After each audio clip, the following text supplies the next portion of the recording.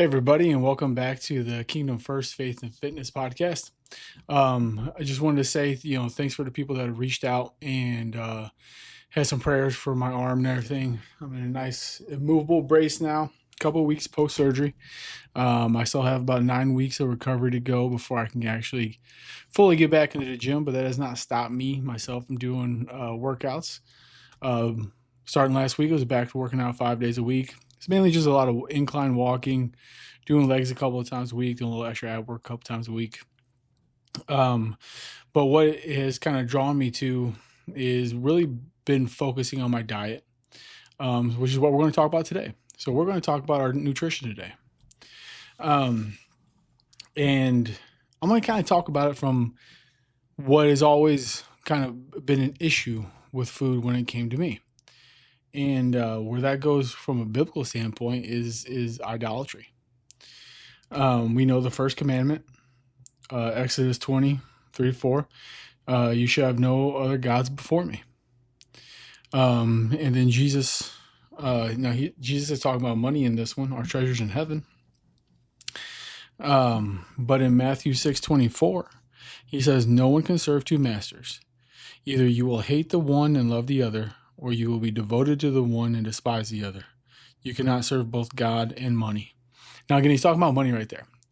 But for me, I can easily replace that word money with food. I've always put food even above money. And by no means have I ever been anybody with a ton of money. But I used to weigh 400 pounds. So I always had really good access to food, right? So for me, that's really what it was. There was a lot of times in my life that the only thing that I would think about on a lot of days, the thing that would control my entire day was eating. Where was I going to eat? What was I going to eat? Did I have enough money to get what I wanted to eat? Those kind of things. Food was really a main driver for me. And, being a kid overweight and consistently being overweight or having a higher body fat percentage, pretty much throughout my entire life, with a few good years here and there, it has always been a major issue with me. And I'm speaking to this because the people I want to talk to right now are the people that have had that same issue, where food was our God. We weren't following Jesus. We weren't putting God first in anything that we did. Food was first. It's the first thought we had when we woke up. We thought about what we were going to eat the next day when we were going to sleep. And throughout the entire day, it was just, what can I get more of? It was a main leading driver. A term you hear a lot now would be food noise. And that's just a fancy term of people trying to say, hey, I think about food all the time. And for me, that literally has been a giant percentage of my life. And there was one of those things where it got out of control a bunch of times in my life. And it didn't matter, if I was really active or inactive. It didn't matter at all. All that came as a result of activity or inactivity was the shape of my body. My body was a direct result, and still is a direct result, of my diet more than anything. And that's everybody. But it's not something a lot of us think about. When we think about food idolatry, a lot of people will go, okay, you're just mass consuming. That's not what I'm talking about. We're actually going to talk about control and gluttony and stuff next week. But what I'm talking about right now is actually the fact that it is just a driver in our lives. Didn't matter how small or how big it was. Food taste was a big driver of it. That few seconds of mouth pleasure drove so much, and it still does. So those are kind of the things that, when we think about false idolship, for me, it was never money.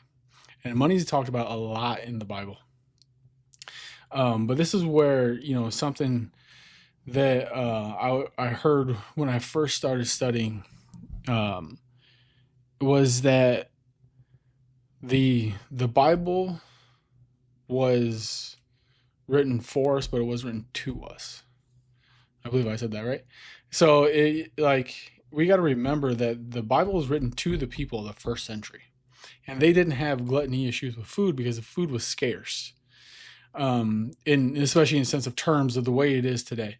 Obviously, it wasn't so scarce that people didn't survive, and the earth didn't become more populated, but it wasn't available like it is today. I mean, even if we just think of basic refrigeration, which changed the world of food, they didn't really have that. So, we think about now where we're at in this time period, and over the past 100 years, food has been so readily available in countries like ours. We are very blessed to be able to be born in this country, have the freedoms that we have, especially to speak, but we have a ton of freedom to food. And even when you don't have a lot of money, there's still more freedom to food in this country than there are in a lot of third world countries. So that's one of the things that we are blessed about, but we completely take it for granted. And as kids, it's not something we'd ever think about. But that's where these habits start, is as kids. My relationship with food, which is what it is something that's needed. Like you can't go without food. You can starve yourself for a little bit, and unfortunately, a lot of people do when it comes to their diet. And I'm not talking about basic fasting. I'm talking about actual starvation, where they refuse to eat until they lose 5 pounds. And it's a problem because we're never taught to build a healthy relationship with food. We're taught to ignore it if we have an unhealthy relationship. Okay, you got an unhealthy relationship with food, just get it out. Just don't eat, right? Oh, why can't you just not eat this? Why can't you just not eat that? And for me, being somebody in the fitness industry, I was never able to find anybody to follow that had ever really had my problems. You had certain things out there, certain people out there, but there was never anybody talking about the relationship with food. So for me, back, my walk with God really started in 2018, and we're coming up on the anniversary of it. On August 4th of 2018, my brother passed away, and that created a giant turmoil in our lives. And we had just moved as well, 1,000 miles from where we grew up. I just moved my entire family. And so that time period in our lives was just turmoil, nonstop. Then COVID, short couple years after that, and a lot of things started to build. And that's when we started to reach back out to God. And during that time, a lot of things happened and a lot of steps happened. And one day we were newly in our walk with God, with the way we are now, like truly trusting Him, truly putting everything to Him. And I remember my pastor went through a sermon about trusting God, giving things to God.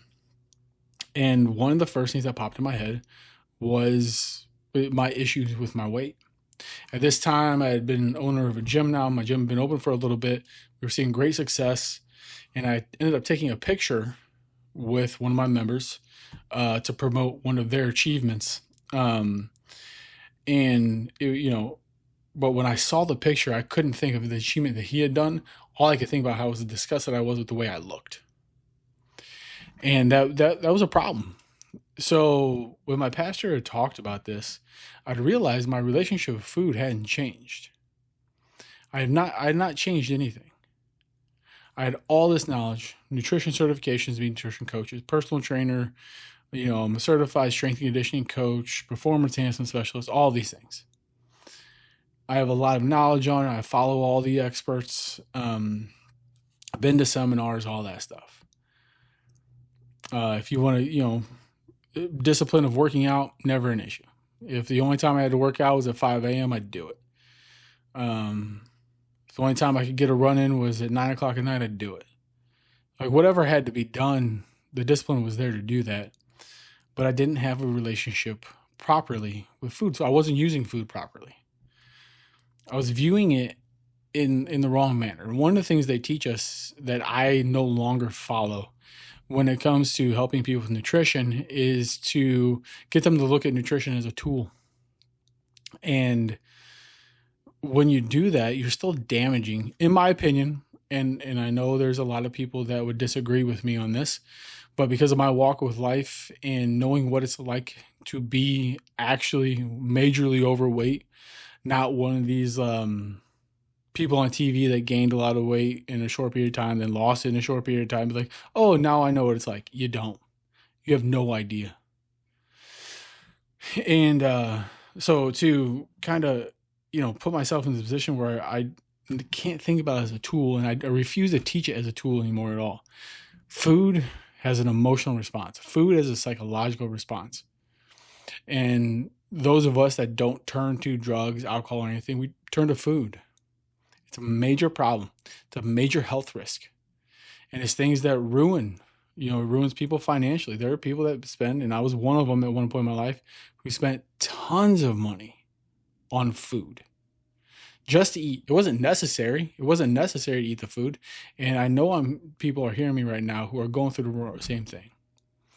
One of the things I like to joke about is most of us who have ever been overweight have one thing in common. We're stopping to get gas. Guess what? We're walking to that gas station. We're also getting something to eat. Convenience of food, for whatever reason, has, with a connection to some of us, it's not all of us, but some of us have an issue to where that convenience just made it worse because we had a problem from the start with our relationship with food. Mine started in the first grade. That's where I'd put it. I remember being a kid, and I don't know if you guys remember they still sell them, but the frozen toaster strudels that you would put the icing on yourself. I eat all that icing in one time. Make my mom really mad.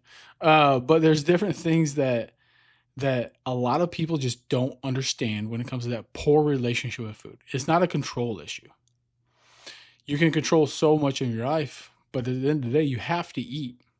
And if you don't realize your relationship with food, your God-given relationship with food, the way you're supposed to approach food is broken, because as a kid you used it for whatever reasons, whether it was the overabundance of mouth pleasure, the fact that it was just so convenient in there.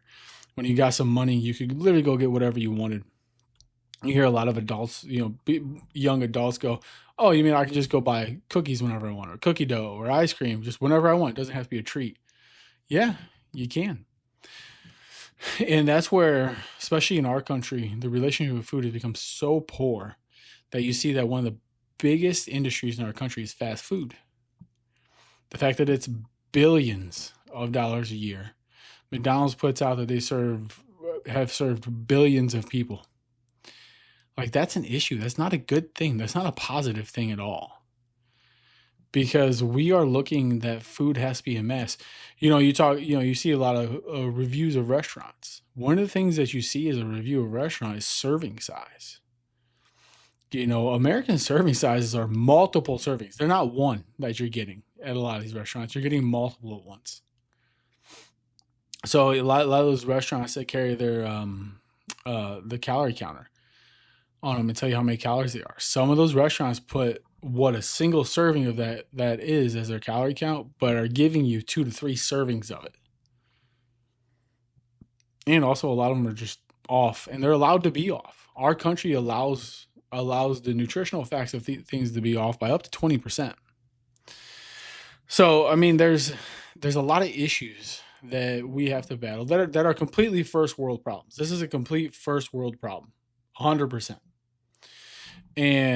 But it does affect a lot of us in a really negative manner from a health standpoint first. And that's where we should be worried about this. Take your vanity out of it. Take your clothes size out of it. Take what you look in the mirror out of it. And just focus on your health. How much food is so damaging to us that we go get a blood test done, even at a young age, and your doctor tells you there's something wrong with you. And it's because of what you're eating and how you're eating. But for the majority of Americans, they don't know how to eat properly. Yeah, we have we've had the food pyramids, and we've had a bunch of nutrition experts come out and all this stuff. But in my professional opinion, everything needs to be focused from an individual standpoint. We all have things that we like, that we don't like. There's a lot of adults that still eat like children. And yeah, if you're going and ordering chicken fingers off the kids menu when you're at a restaurant, like, yeah, you're eating like a kid. Sorry. But there's choices that we get to make that we're just not making them. And what I got sick of seeing again was that there was nobody that had ever gone through what I've gone through to do it.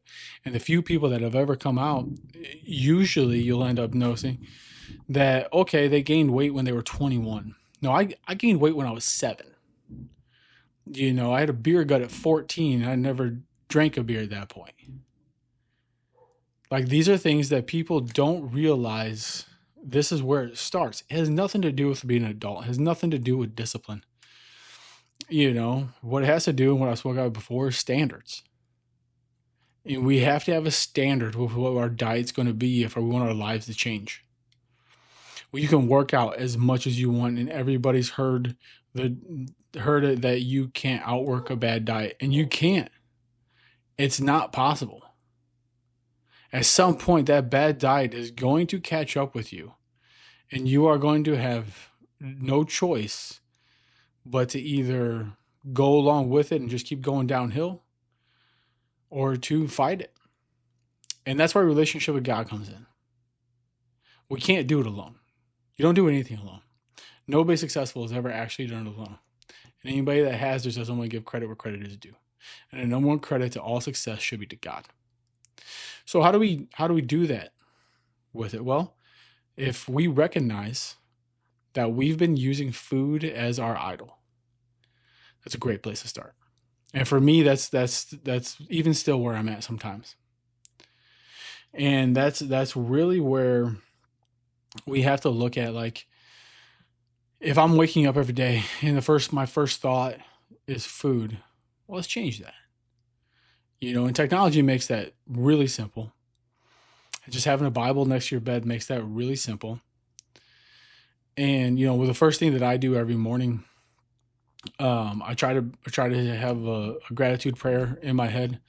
And then I'll grab my phone and I will pull up the Bible app and I will watch that daily devotional that day. It's the first few minutes of my day, giving God my first and best. Go to Him. And then I try to surround myself with that the rest of the day. It's really helped change and shape my life differently. And, even with what I know, it's helped tremendously. And it has led me to things that, I even disagree with other Christians. I disagree wholeheartedly with a lot of fitness professionals. And it's because of not just what I've seen with myself, but the people that are also too afraid to speak out about how they have changed themselves. Now, luckily, that's changing. You're now seeing all over things like Instagram, all of these, especially younger, overweight people trying to change their lives, and they're all doing it with their walk with Christ. And that it's amazing. It's inspiring to see. I'm 39 years old. It's inspiring to see a 20-something-year-old who was 600 pounds and is down to 500 pounds and is keeping working and is praising God along the way. That is completely inspiring. And I think back about, like, what if my walk with God would have started in my early 20s and never stopped, never really fell off like I did. And I used it from that point on as inspiration for what I did for myself physically. Right now I'm dealing with this injury. And it's been rough. It'd be really easy for me just to pig out every day. Really easy. But my relationship with food has changed. And there's help with that, and I'm going to get that in a minute. And I no longer just think about food. If I think about food too much, it kind of turns me off of food, not make me want it more. And the more and more this time rolls on, the better my relationship with food continues to get. It's a relationship like it is with anything else. Another person, with God, whatever it is, food is a relationship that's got to be built properly. And sometimes that means it's got to be broken down and rebuilt. So, one of the things that I wanted to talk about on this, that I have a big disagreement on with a lot of fitness professionals, and again, most of these fitness professionals that I have a disagreement on this are people that have never been overweight themselves. You also have the grinded out crowd, the carry the boats crowd, who think that it just needs to be all grit that you do everything. Um, which is fine. If that's the way you want to do it, go ahead and do it. But at the end of the day, you're just going to break down, and it's going to be really bad for you mentally and physically. And I know that from trying that as well. But back in 2023, I'd finally had enough. And like I said, I prayed to God and gave it all to him. And asked him to start pointing things out to me. What am I not doing? What could I be doing? I have all this knowledge. I know what I'm supposed to do. I measure my food. I eat these calories. I eat this much protein. It's not working. I adjust. I do all this stuff. And all it kept leading to was more and more cravings for things, more and more days of out of control. And then I'd see success and I'd sabotage it because I lost 10 pounds. I get to treat myself, right? Another thing that our culture teaches is treating yourself with food. No, it's just, again, this is a form of idolatry at that point. Food shouldn't be a reward like that. If we quit that out, we'd save a lot of kids from ever having to deal with being overweight. But one of the things God led me to that I have a disagreement in with a lot of people is GLP-1s. Now, the people that I follow, the PhDs that I follow, and I don't choose to follow them for this reason. It just happened to be a coincidence. They're all big supporters of GLP-1s because they work with people like me. And they've worked with people in way worse condition than I have ever been. And they came to see that food is a psychological issue. It's a relationship issue. Either they weren't taught it, they were taught wrong, they were allowed to do whatever they wanted with food. It didn't matter. And then what was funny was when I asked God to do this, and God reveals things to us, right? When we pray, he's not audibly just in our ear telling us everything. Well, the Holy Spirit revealed to me GLP-1s, and I know that sounds weird, but it was literally, they just kept popping up and wouldn't stop popping up. And I did not go for it for quite a long time.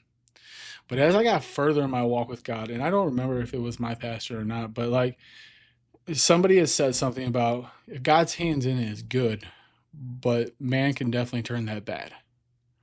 So I'm a big proponent in thinking that, science, especially science that helps people, God's hand is in.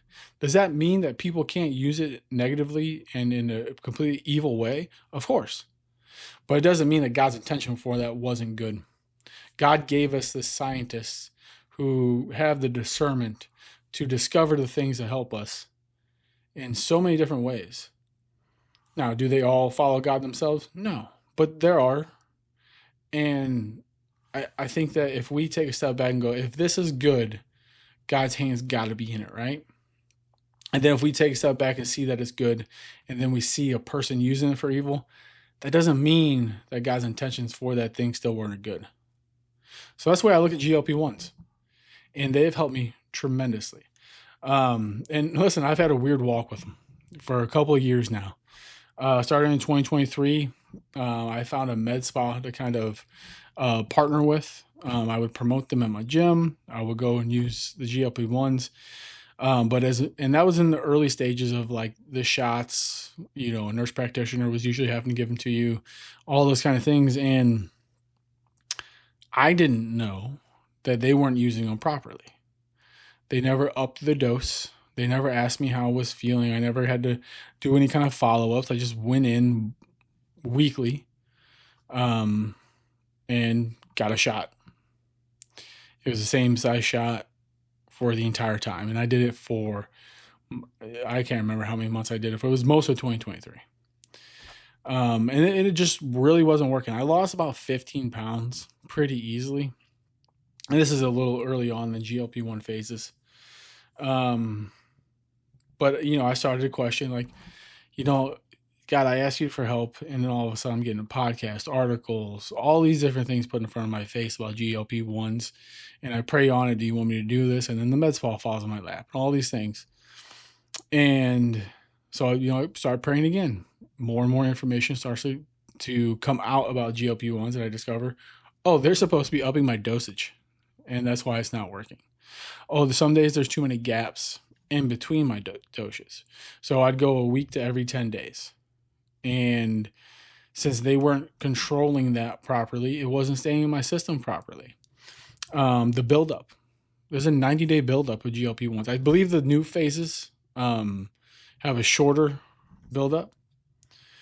But this is where, this is one of the first walks with God where I got to see him answering my prayers and learning how God answers prayers, how God talks to us. And that was very eye-opening for me. And then finally, when I went back on steady with a good company, I use Merrick Health right now. I've seen tremendous results. So since using Merrick Health, I am down I am down 52 pounds from my heaviest time with using Merrick Health. 244 this morning. And then my highest when I first started using Merrick Health, I bumped back up at one point to 296. So 52 pounds down total.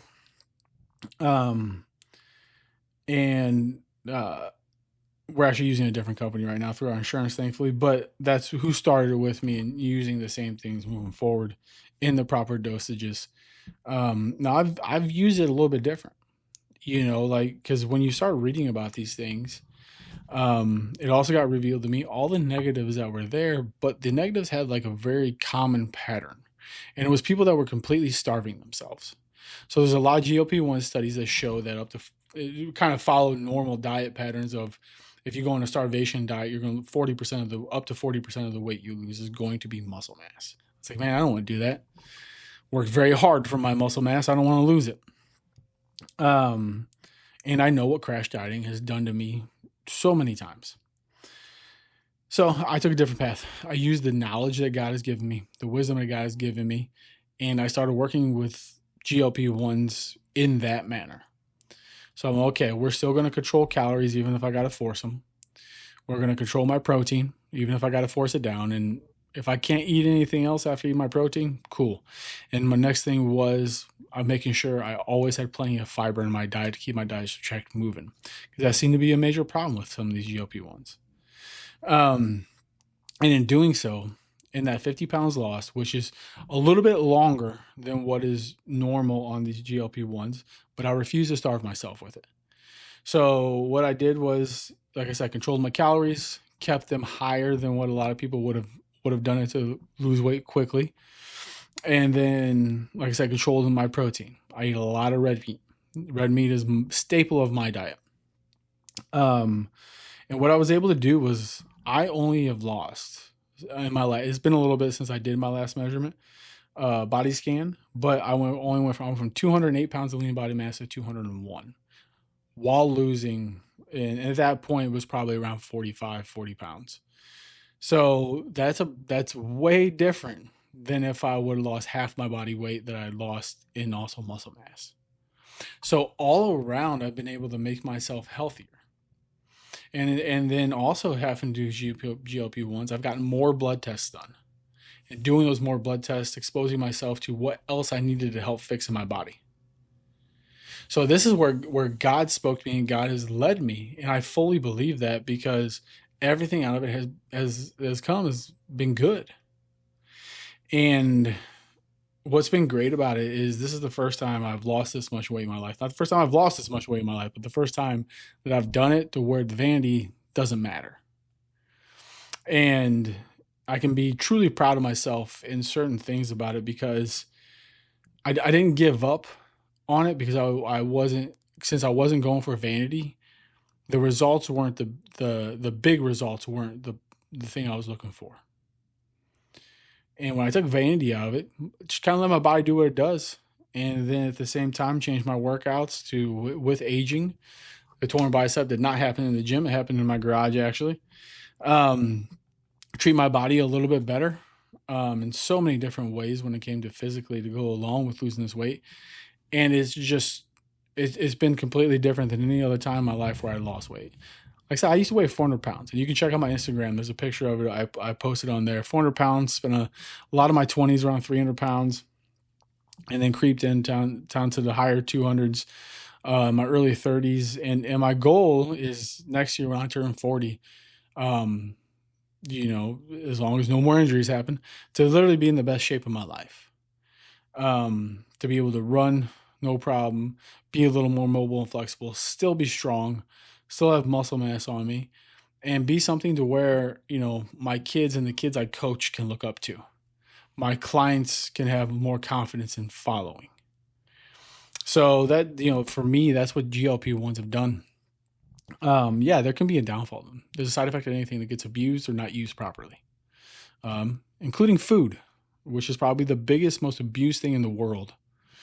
So what I want to do is I want to come to people that were like me, a little bit lost in their path with God, a little bit lost in their fitness journey, going, I have no idea what to do anymore. I'm ready to just give up. I've tried this, I've tried that. I got all these people yelling at me, telling me I should follow this diet, or I should do this, or why can't you just be disciplined to do this? Dr. Mike Israetel brings up a good point when anybody brings up discipline, is think about how many CEOs are overweight. And if you think a CEO isn't disciplined in what they do in life to get them where they were, or billionaires or millionaires who are also out of shape, they had to be very disciplined to get where they were. So to call out their discipline as the issue, we're focusing on the wrong issue. And I know I'm going to get hate from certain people, but guess what? The people that are going to give me that hate aren't who this message is for. This message is for you. You sitting there going, I need help. I wish somebody would just break this down for me. So what I want to do is I want to encourage you to this, is take a step back. Just take a step back, get into prayer. Start there. Go for a walk, no headphones, no other noise, and just start talking to God. Go be that crazy person on the street. Just go start talking to God. Go start praying. Go into a quiet place, go in a quiet room like Jesus directs us to, and just start talking to God. And ask him to tell you where to go, what to do next, who to talk to. Because we, as a community who need the help, aren't getting help from the people that have never needed it properly themselves, because they truly don't understand. And them not understanding isn't the problem. It's them not being able to admit that they don't understand. Two people that are the main people that I follow in health industry now, Dr. Mike Israetel, Dr. Layne Norton, neither of them outright Christians. In fact, Dr. Mike Israetel is a Jewish individual. And they are two of the greatest people when it comes to communicating, hey, this is what I did with people when I was younger and it was wrong. We need to focus on this side of things. And they are both speaking about the relationship that people like us have to food. I've been lucky enough to meet Dr. Layne Norton in person, take one of his seminars. Great individual, very caring individual when it comes to these things. Completely different than if you go look back at the stuff that he used to make 15 years ago. Actually more than that now, almost 20 years ago now. But they're both PhDs in these things. And Mike Israetel is PhD in exercise science, I believe what it is. And then Layne Norton did his PhD work in proteins. So these guys are great to follow. And then everybody that they talk to, and that pops up on all their social medias and everything, extensions of what they believe as well, or even people that they get to debate, really show us that there are people that out there who, even though they haven't had the struggle that we have attempted the best that they can to understand it and have really come a really long way with it. So there are the people out there that aren't going to tell you just get off your lazy butt, because getting off your lazy butt might not be the problem. I haven't missed a workout other than injuries for 21 years, more than that actually. So laziness was never my issue. I love working out. I love pushing around big weight. I loved it all. And my body somewhat reflected it. You could always tell I worked out. I always looked like I was strong. But I never looked truly healthy in my opinion. I say go look at my Instagram page, Kingdom First Fitness. And you're going to see on there that I posted, myself from 400 pounds to where I am now. And it's a significant difference. You see the most of my face. And I'm going to tell you right now, my relationship with God started at all of the proper journey for this. Do I use things as the tools that God has given me to use? Absolutely. And it's helped so tremendously. I no longer have the food noise because of the help of my relationship with God, which is my first thought in the morning, and then the GLP-1s that no longer have me wondering about food the rest of the day. And then my other part of my relationship with God is I spend as much of the day as I can in His Word, podcasts, audio books, reading the Bible myself, even this. So if you're somebody that's lost, if you know somebody that's lost, and they just kind of feel a wit's end about it, like, I just don't know what to do, share this video with them. If you're that person and you want some help, reach out. I will gladly help out. You can reach me again on my Instagram at Kingdom First Fitness, and I would love to help anybody that needs the help. And it's one of those things where I'm going to keep putting out this information and keep figuring out ways to put out more and more free information for you guys to just maybe inspire somebody to the very least get into their Bible, to go talk to their pastor about what it means to be in a relationship with Christ. For me, one of the biggest things that helped me was getting into Bible studies with other people. So those are all things you can do. So what I want to leave you with right now is, are you somebody that you idolize food, and at any point idolize food over God? Because that's where I was. So I want to lead us in prayer as we leave today. Dear Lord Father, we come to you right now, and I pray that this message falls on the ears that it needs to fall on. Please put this message in front of whoever you feel needs to hear it, and help us continue to walk the path that you are lighting for us, Lord, so that we can put you first in everything that we do. And we pray these things in your Son, Jesus Christ's name. Amen. And I will talk to you guys next week.